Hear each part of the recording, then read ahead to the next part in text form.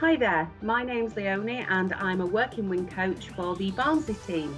I'm going to share some hints and tips with you today about job searching and the types of things that you might experience during your job search. And these have worked really well for my customers over the past few years.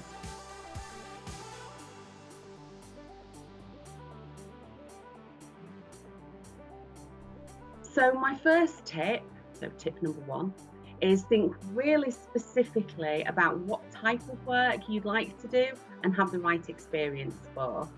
I always suggest that you make a list of things that you would like to do in work, things that you really enjoy, and a list as well to say if there are any things that you really wouldn't want to do while you're in work. And it's important to keep these in mind while you are looking for the job that you think is going to meet your requirements.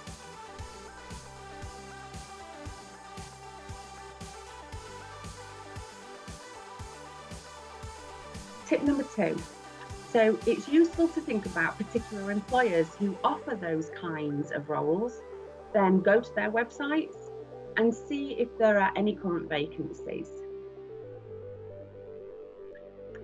If you do choose to look on sites such as Indeed or Monster, always look to see if the website or contact details are listed for the employer and apply with them directly, as they'll see your CV or application firsthand rather than arriving with lots of others from the job search site.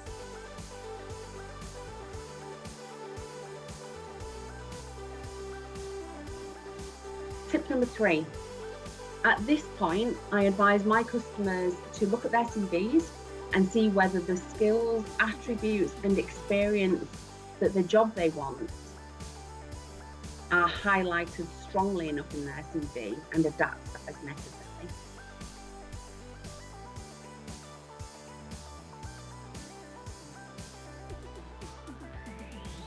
Tip number four. If the employer prefers employees to complete an application, it's still really important to take the time to highlight the relevant skills and any experience that is set out in their criteria. It's important to remember that the criteria that the employers set out is their way of shortlisting who they are likely to interview.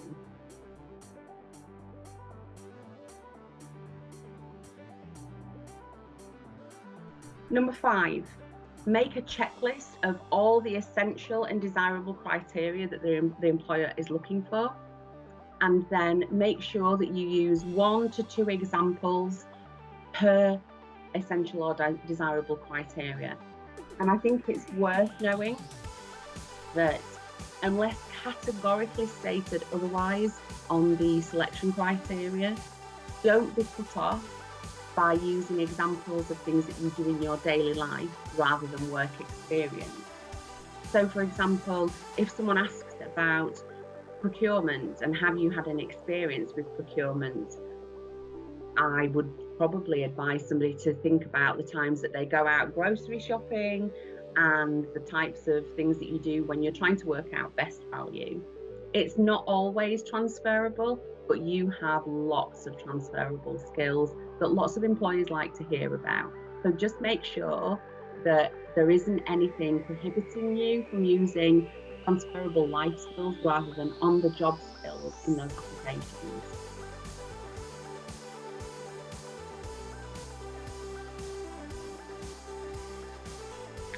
Number 7, I'd always advise either calling or emailing the employer if there are contact details to do so on the vacancy that you want to apply for.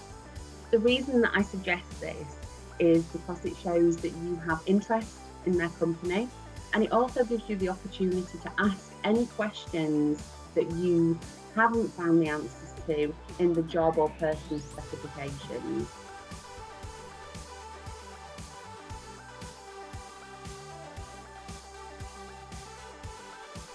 My next tip is to make sure you give yourself ample time to apply for the right role for you.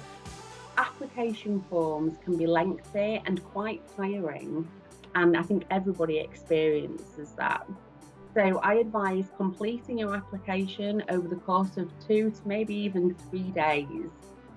I'd also say that it's really important to set a diary reminder for maybe 24, 48 hours before the application is due to be submitted, so before the closing date. The reason I say this is because it's happened to all of us. We might experience technical difficulties, or something might happen at home that means that we haven't got the time that we thought we'd have in able to submit the application before the deadline date. And the worst thing ever would be, after all the hard work that you've put in and all the selling yourself that you've done, you wouldn't be able to submit in time. So do set a diary reminder so that you have extra time if it's needed.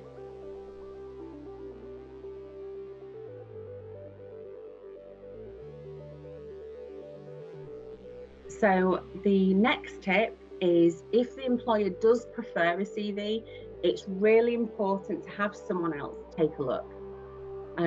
You might think that you've made mistakes, you might be struggling with the way that you think you're coming across.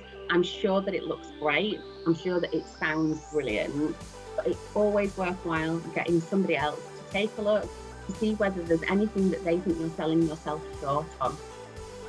Your coach at Working Win will always be happy to do this for you and advise you if they think any small changes might need to be made. Your coach can also help you to compose a cover letter if required, but I suggest to my customers that it's always best to try to do one yourself first, so that your character and personality can come across to the employer before anybody else gets involved with making changes to it. So that's everything from me. Bit of a whistle-stop tour of the pointers that I give to my customers. I hope you find them useful, and thanks for tuning in.